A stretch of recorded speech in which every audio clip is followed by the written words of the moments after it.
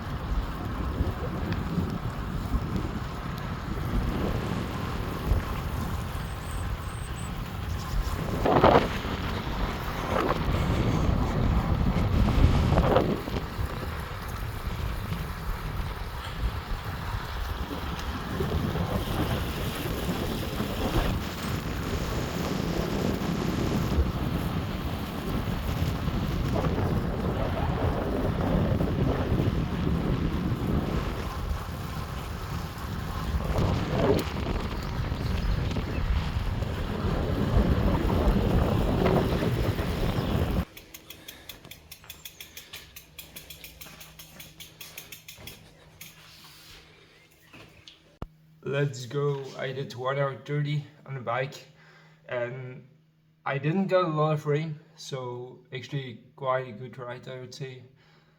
Um, I'm not really tired because my heart rate always is really low when I'm riding bike. I just can't get my heart rate really much up, so I just try to use a bike for my easy endurance and then cross trainer for some tougher work and intervals.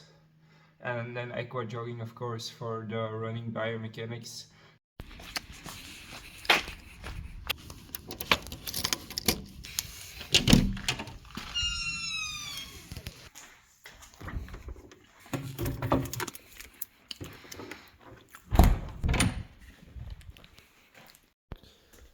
Alright, so now I'm going to do cross trainer, 1 hour, and it's gonna be a lot of suffering.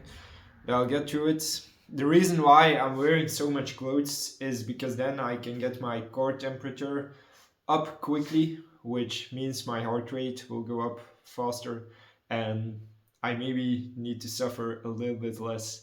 But still, it's gonna be a lot of suffering.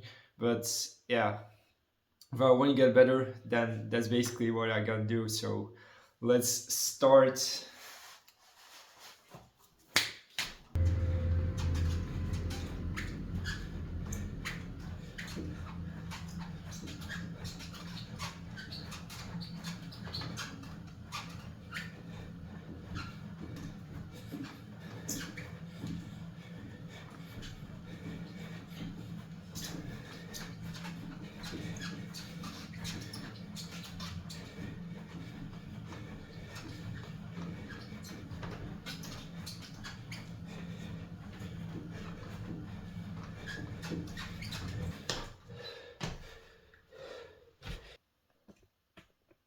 All right, just finished a 1 hour cross training session and it was a tough one. I sweated a lot, as you can see, but I managed to keep my heart rate high at 161 average, which is a goal of cross training. With cycling, I try to just do it easy And with the cross training sessions, I try to keep my heart rate as high as possible. Of course, not like dying every time, but trying to make sure it's at least above 160, which was tough to do today, but I managed to do it. And one thing I gotta say about being injured is that a lot of athletes think they should do less when they're injured, but you should really work harder when you're injured, because every day you wake up being injured is a challenge for yourself to prove to yourself that you want it bad enough. If you're not injured and you're just doing your training like usual, then yeah, of course sometimes it can be tough, but it's nothing compared to being injured. And when you got through a hard period like being injured and you did the work necessary, you did put in the hours cross training, and you did do the exercises necessary to get yourself out of this injury, then you're only gonna get stronger. So just look at an injury period as something which you can prove to yourself how strong and how tough you mentally are. That's at least how I see it and where I got my motivation from. And of course, you don't got motivation when you wake up, but when you look at it this way, when you try to prove to yourself every day that you want it bad enough, that you want to achieve the goals that you made up for, then you're gonna put in the work and you're not gonna waste any more minutes.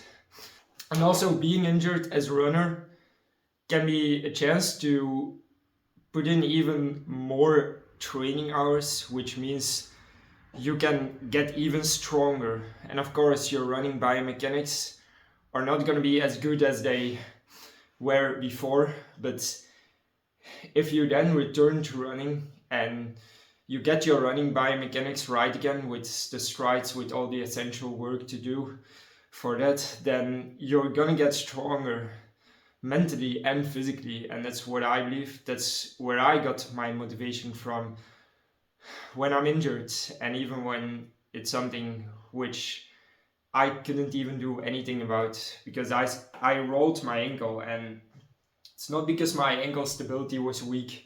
It's just because I stepped on the border of the track and I honestly couldn't do anything about it.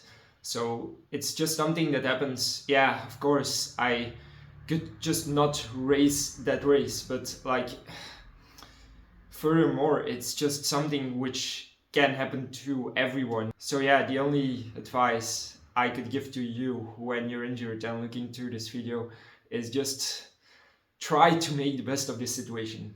You can't change anything about the fact that you're injured.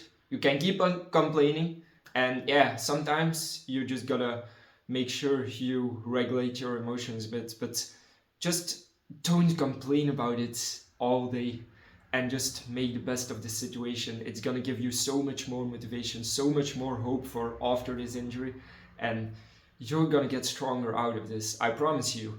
But the only thing you gotta do is prove to yourself that you want it bad enough. And then the universe will give you what you deserve eventually.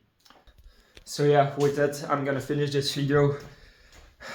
Now I'm just going to do an evening walk just to make sure I load my ankle enough so I can get back faster, because optimal loading is essential for an ankle injury, especially when you roll to your ankle.